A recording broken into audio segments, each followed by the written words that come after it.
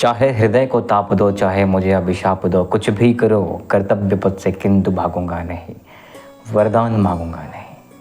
कर्तव्य पथ से नहीं भागना अपने आप में एक बहुत बड़ा एट्रीब्यूट है, लेकिन एक मेल ईगो कहीं ना कहीं से, एक मैस्कुलिन ईगो जो आपके ऊपर आ रहा है, उससे कंप्रोमाइज़ करने की ज़रूरत है। तब ही जा कर के आपका आने वाला 6 महीना बहुत कमाल का होने वाला है।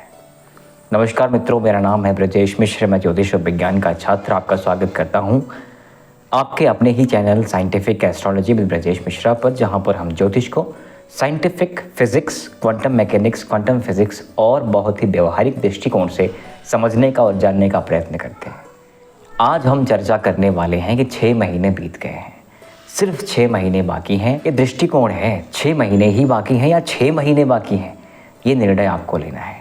बीते 6 महीने क्या निकला, कैसे निकला, कितने सारे गोल्स अचीव हुए, क्या नहीं हुए, हर एक क्षण को एनालाइज करके बाकी 6 महीने की पृष्ठभूमि तैयार करने में मदद मिलेगी आपको।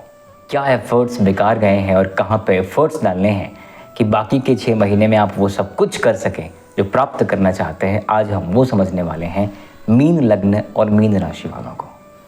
एक कन्फ्यूज़न मैं क्लियर कर दूं कि ये लग्न से वीडियो बन रही है राशि से, तो ये वीडियो तो बन रही है लग्न से, लेकिन जिनकी मीन राशि है उन पर भी ये चीज़ें इफ़ेक्टिवली काम करने वाली हैं, बस घरों का फ़र्क रहेगा।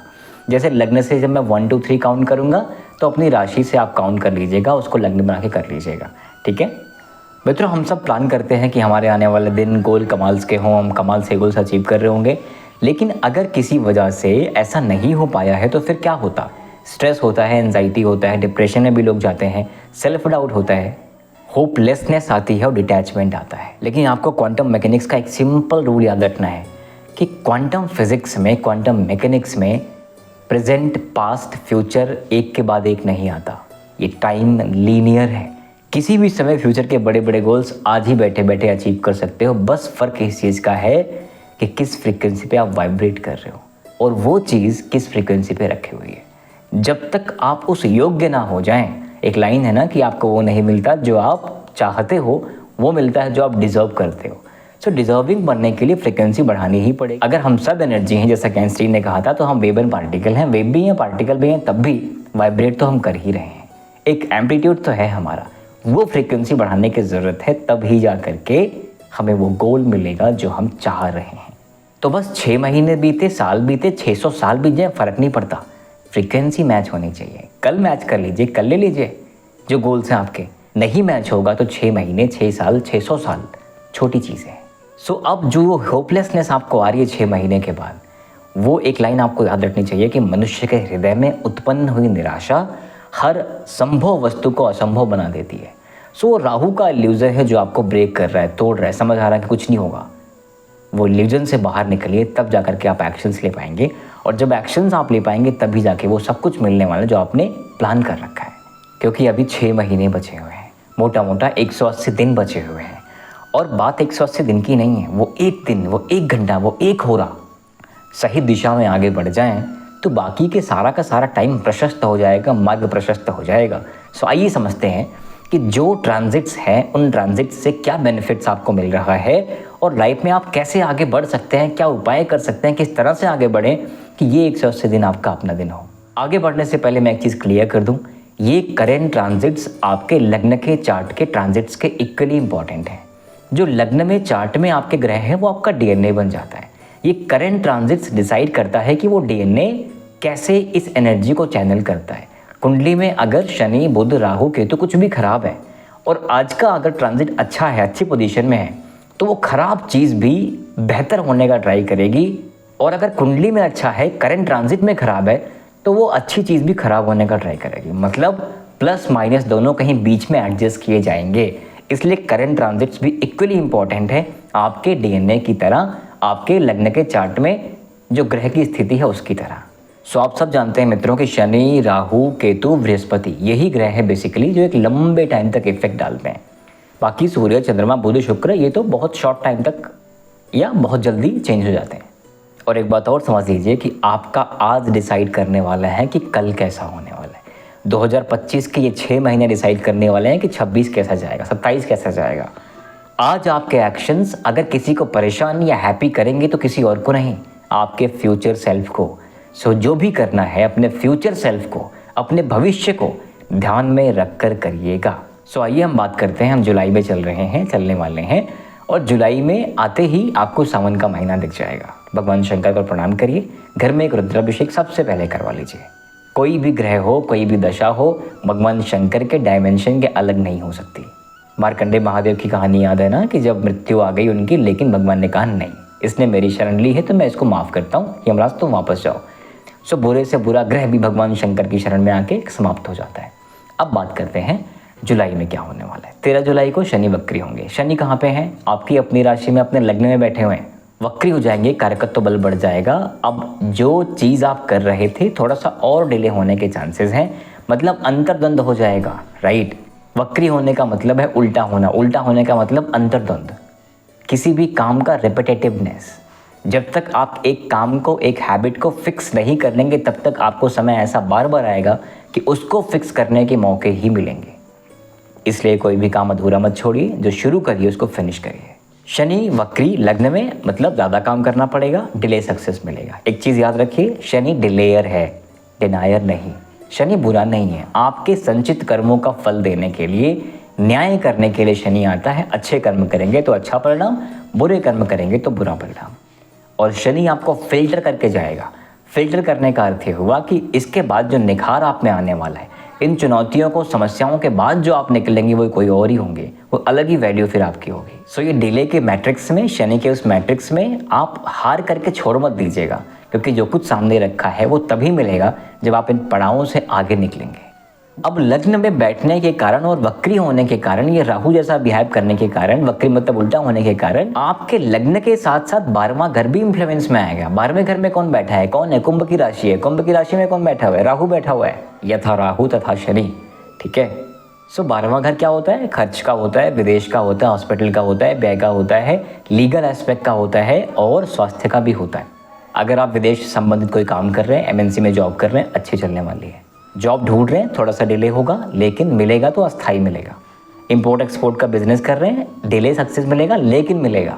शनि रिप्रेजेंट करते हैं उस दबे कुचले हुए लोगों को, निचले स्तर के लोगों को, या जॉब में सर्विस सेक्टर को। अगर आप सर्विस सेक्टर में हैं तो आप खुश रहिए, आपको प्रॉब्लम्स नहीं होंगी। काउंसलिंग में हैं, हेल्प कर रहे हैं, लोगों को बदल रहे हैं, ट्रांसफॉर्म कर रहे हैं, अच्छा कर रहे हैं, करते रहिए। शनि को यही अच्छा लगता है। आप में से काफ़ी लोगों को ईगो भी होगा बहुत सारी चीज़ों का, और वो सारे भ्रम, वो सारे ईगो यहाँ पे टूटने वाले हैं। सो ईगो टूटेंगे तो परेशान मत होइएगा, ईगो टूटने के लिए ही होते हैं। और टूटना, इन भ्रमों का टूटना, व्यर्थ के अहंकार का ख़त्म हो जाना आपके लिए बहुत अच्छा है। शनि की 3 दृष्टियाँ, तीसरी, 7वीं, 10वीं। तीसरी कहाँ पड़ेगी? पराक्रम के वहाँ पे, बहुत अच्छा है, ये अपना कारक घर है उसका, ठीक है। 7वीं कहाँ पड़ेगी? बिजनेस में और पार्टनर में। थोड़ी सी वाणी में कटुता आ सकती है, संबंधों में थोड़े से प्रॉब्लम्स क्रिएट हो सकते हैं, लेकिन एडजस्ट में अगर के आप चलेंगे तो प्रॉब्लम एज सच नहीं होगी। गुरु की राशि है, गुरु सबको ठीक करने का प्रयत्न करते हैं। 10वां घर शनि का अपना कारक घर है। सो करियर में, पुरुषार्थ में समस्या तो नहीं है। डिले जो हुए हैं वो हो चुके हैं, या फिर थोड़ा सा होगा, स्थायी मिलेगा, अच्छा मिलेगा, बड़ा मिलेगा। शनि जब देने पे आता है तो बहुत देता है। सो अब बात करते हैं अगले प्लैनेट की। बृहस्पति, गुरु कहाँ पर हैं? अभी आपके चौथे घर में है, तीसरी राशि में है, जो कि बहुत ज़्यादा कंफर्टेबल गुरु वहाँ पर नहीं होते। लेकिन अतिचारी गुरु जो हैं वो 18 अक्टूबर से 5 दिसंबर के बीच एक कंफर्टेबल पोजीशन में पहुँच जाएंगे, त्रिकोण में पहुँच जाएंगे। 5th हाउस जो है वो लक का होता है, एजुकेशन का होता है, संतान का होता है। इसके कारक भाव गुरु आपकी मदद करने वाले हैं। शिक्षा की तैयारी कर रहे हैं, कंपटीशन की तैयारी कर रहे हैं, यहाँ पे लक आपका काम करने वाला है, पढ़ाई कर रहे हैं, अच्छी व्यवस्था रहने वाली है।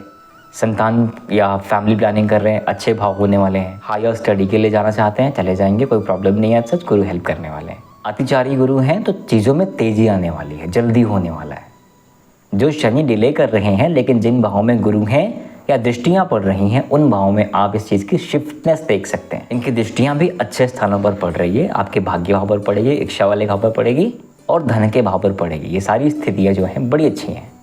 अब राहु की बात करें। राहु कहाँ बैठे हैं? आपके कुंभ राशि में। कुंभ राशि कौन सी पड़ेगी? आपसे 12वीं पड़ेगी, पिछली पड़ेगी, मीन से पीछे कुंभ। राहु वैसे भी विदेशी ग्रह है और 12वें घर में बैठ करके आपके फॉरेन एस्पेक्ट को ये जागृत करता है। जैसा कि मैंने शनि के टाइम पे बताया कि जब शनि वक्री होंगे तो एक घर पीछे मतलब 12वां घर।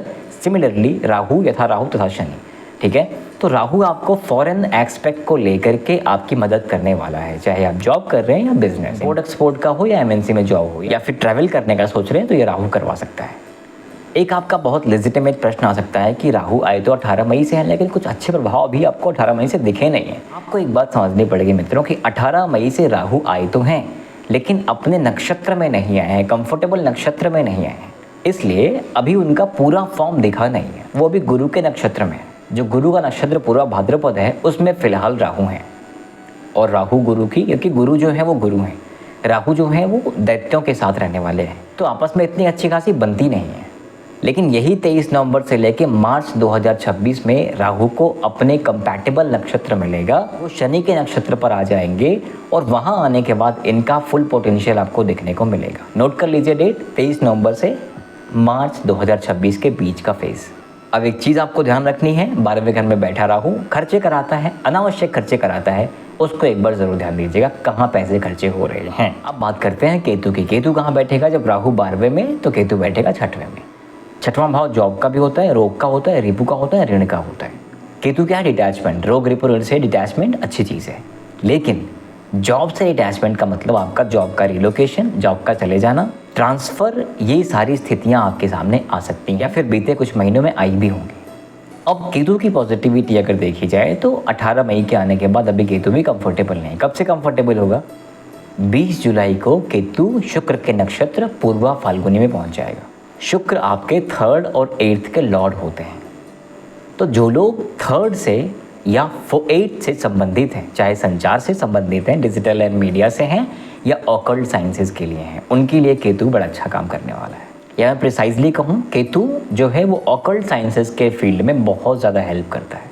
सो ये रहा गोचर, ये रहा ट्रांजिट। अब मैं एक्यूमुलेटिव आपके करियर की बात करूँ, सो आपके करियर वाले भाव 10वें घर पे शनि की 10वीं दृष्टि, गुरु की 7वीं और केतु की 5वीं एक साथ पड़ेगी।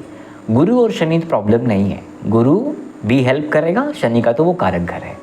केतु की दृष्टि पड़ने से जैसा कि मैंने बताया, job change, relocation, job switch, lay off, ये समस्याएं बनती हैं। जॉब में मन नहीं लगना, ये समस्याएं बनती हैं, लेकिन थोड़े से एफर्ट डाल करके या थोड़ी सी ज़बरदस्ती करिए खुद के साथ, आप ये एस्पेक्ट बैलेंस कर सकते हो और करियर में अच्छा खासा मुकाम हासिल कर सकते हैं, इसमें कोई दो राय नहीं। सो कुछ उपायों की बात कर लेते हैं मित्रों। सबसे पहला तो ये है कि आपके खर्चे बढ़ने, उसको ज़रूर एनालाइज करिए, खर्चे कहाँ पे हो रहे हैं, ठीक है। इल्यूजन में काफ़ी खर्चे हो रहेंगे, उसको ठीक करने का प्रयत्न करिएगा। फालतू की चीज़ों में खर्चे हो रहे हैं, उसको ठीक करने का प्रयत्न करिएगा। हॉस्पिटल वाले खर्चे हो रहे होंगे, उसको ठीक करने का प्रयत्न कैसे कर सकते हैं? सबसे पहला डाइट ठीक करिएगा, वर्कआउट ठीक करिएगा, लाइफस्टाइल ठीक कर लीजिएगा और एक फिक्स अमाउंट किसी हॉस्पिटल में चैरिटी करना शुरू कर दीजिए, चाहे वो 100 रुपये ही क्यों ना हो। चंद्रमा को ठीक करिए, मानसिक स्वास्थ्य आपका ठीक रहेगा। डीप ब्रीदिंग करिए, भगवान शिव और सूर्य जी को जल देते रहिए। आई रिपीट, सावन आ चुका है, रुद्राभिषेक घर में हो जाना चाहिए सभी के। डीप ब्रीदिंग कम से कम 5 मिनट। जिम जा रहे हैं, अच्छी चीज़ है, नहीं जा रहे हैं तो घर पे वर्कआउट करिए, लेकिन मसल बिल्ड करिए। अपने गोल्स को लिखना शुरू करिए। इल्यूजन राहु का तभी खत्म होगा। विजुलाइज करना स्टार्ट कर दीजिए। नेगेटिव सेल्फ टॉक को बंद कर दीजिए।